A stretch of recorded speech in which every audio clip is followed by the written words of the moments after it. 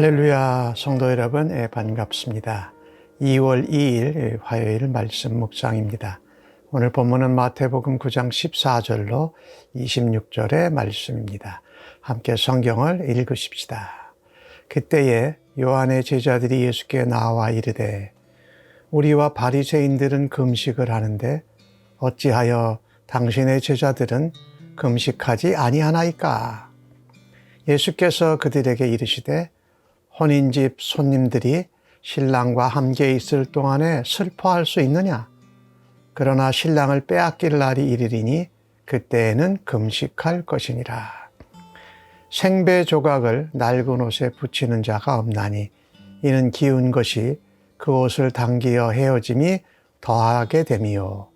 새 포도주를 낡은 가죽 부대에 넣지 아니하나니 그렇게 하면 부대가 터져 포도주도 쏟아지고 부대도 버리게 됨이라. 새 포도주는 새 부대에 넣어야 둘이 다 보존되느니라. 예수께서 이 말씀을 하실 때에 한 관리가 와서 절하며 이르되 내 딸이 방금 죽었사오니 오셔서 그 몸에 손을 얹어 주소서. 그러면 살아나겠나이다 하니 예수께서 일어나 따라가심에 제자들도 가더니 12해 동안이나 혈루증을 앓는 여자가 예수의 뒤로 와서 그 겉옷가를 만지니 이는 제 마음에 그 겉옷만 만져도 구원을 받겠다 함이라. 예수께서 돌이켜 그를 보시며 이르시되 딸아 안심하라. 내 믿음이 너를 구원하였다 하시니 여자가 그 즉시 구원을 받으니라. 예수께서 그 관리의 집에 가사 피리 부는 자들과 떠드는 무리를 보시고 이르시되 물러가라. 이 소녀가 죽은 것이 아니라 잔다 하시니 그들이 비웃더라. 무리를 내보내신 후에 예수께서 들어가사 소녀의 손을 잡으심에 일어나는지라. 그 소문이 그 온 땅에 퍼지더라. 아멘. 예수님이 말씀하실 때에 서기관들과 바리새인들이 예수님을 향하여 질문하고 악한 생각을 가졌습니다. 특별히 세리 마태의 집에서 세리들과 죄인들과 함께 식사하는 장면 가운데 말입니다. 그런데 이 요한의 제자들, 침례 요한의 제자들도 이 바리새인들과 같이 경건 생활을 하는데 금식을 했습니다. 그들이 바리새인들과 우리가 금식을 하는데 왜 예수님과 제자들은 안 합니까? 지금 세리 마태의 집에서 식사하고 계시니까. 이 바리새인 서기관들은 성경에 그렇게 그런 사람들로 표현되지만 침례 요한의 제자들은 그래도 요한을 잘 따르고 회개의 침례를 받고 따르는 사람들이었는데 이 기준이 자신들이 하고 있는 것이 기준이 되었습니다. 침례 요한의 제자들도 그런 부분이 있었다라는 거죠. 특별히 금식에 관한 부분 은밀하게 하라고 주님이 말씀하셨는데도 우리는 하는데 왜 예수님의 제자들은 안 하고 먹습니까? 이것은 잘못된 접근입니다. 내가 어떤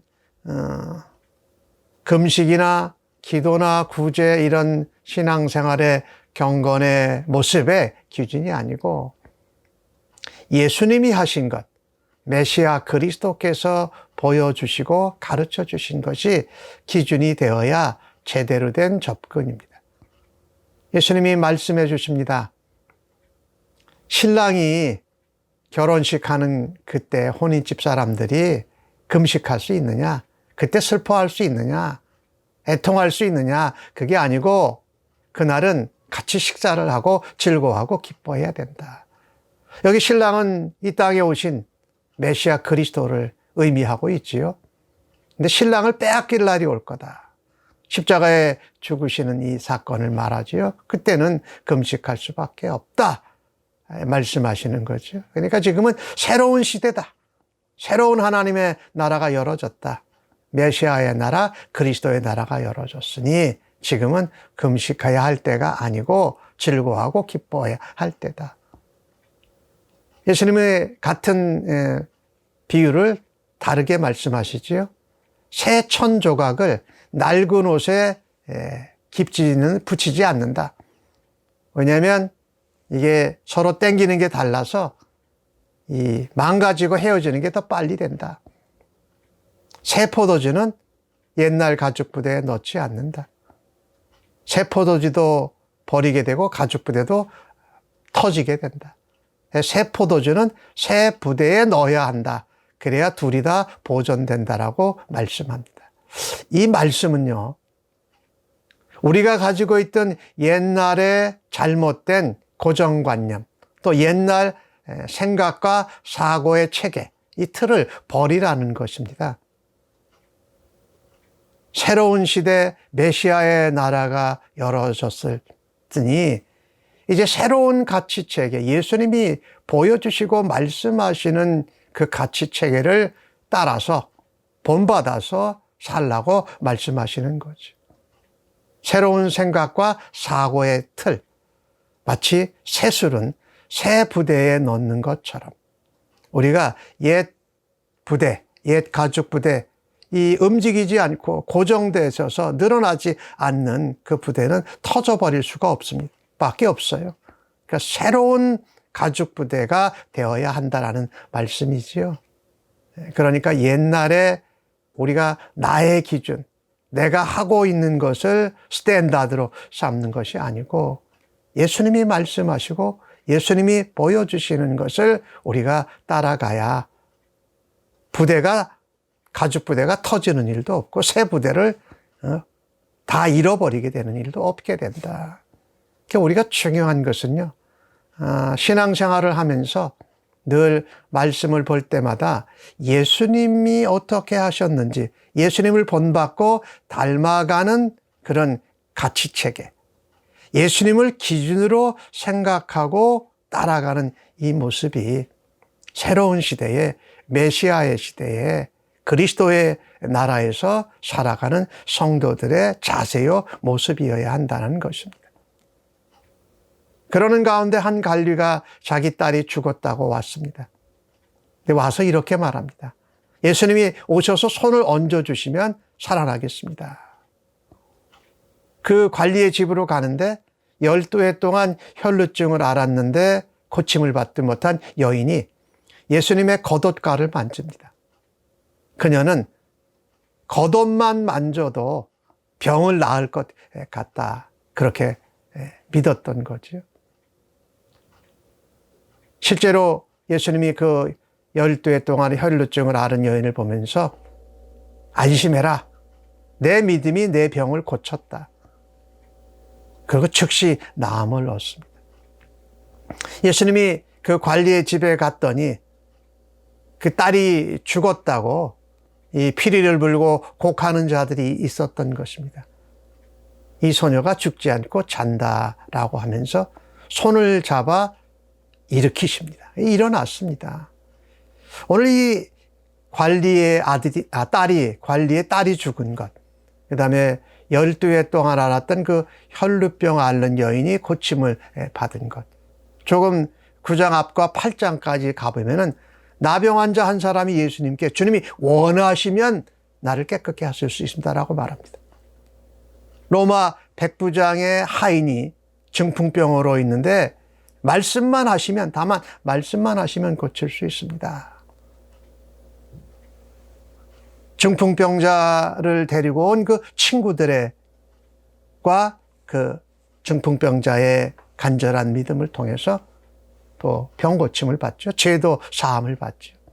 오늘 나오는 혈루병 여인과 이 관리의 죽은 딸에 관한 이 모든 것들의 공통점이 뭐냐면요, 예수님께 나왔다라는 겁니다. 그 문제를 가지고, 그 소망과 바람을 가지고 사실 좀 불가능해 보일 수도 있었던 거죠. 또 자기의 명예를 잃어버릴 수도 있었던 것이죠. 또 그리고 이 부정한 나병 환자로 예수님께 나아간다는 것은 그 당시의 율법으로는 그렇게 할 수 없는 것들이죠. 예수님이 죄인들과 세리들과 함께 식사하는 것도 그건 도저히 인정받을 수 없는 일들이죠.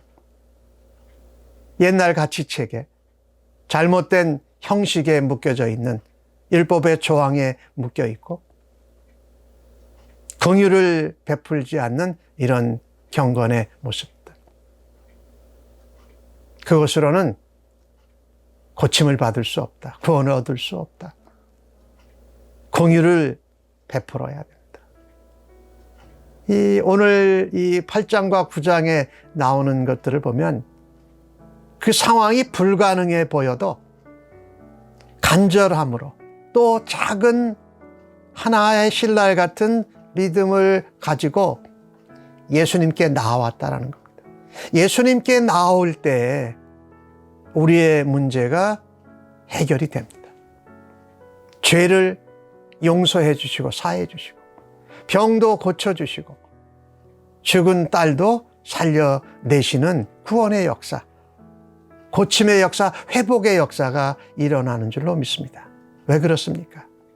예수님이 생명이시기 때문에 그렇습니다. 생명을 주시는 분이시기에. 예수님은 우리에게 희망과 소망을 주시는 분이시기에. 예수님 그분은 죄를 사하는 권세, 건지는 이 능력이 있으신 분이기 때문인 줄로 믿습니다. 아무쪼록 오늘 하루를 살아드리면서 우리가 불가능하고 도저히 어떻게 해볼 수 없는 상황과 환경과 여건 가운데에서 그런 사건이나 문제를 가운데서도 먼저 예수님께로 나아가십시다. 예수님은 생명이요, 능력이요, 우리의 소망이요. 우리의 죄를 사하시는 권세가 있는 하나님이시고 하나님의 아들이신 줄로 믿습니다. 기도하겠습니다. 하나님, 새로운 나라, 또 예수님으로 말미암는 새로운 은혜는 새로운 가치를 체계 가운데, 새로운 사고와 생각의 틀 가운데 나아갈 수 있음을 믿습니다. 오늘도 주신 말씀 가운데 우리의 불가능해 보이고 어려운 사건과 상황들을 먼저 예수님께로 가지고 나아갈 수 있는 저희들 되기를 간절히 소원하며 기도합니다. 용서하시고 고쳐주시고 사하시고 해결해 주시며 능력으로 함께 하시는 예수님과 오늘도 함께 동행하게 하여 주셔서 감사합니다. 예수님의 이름으로 기도합니다. 아멘.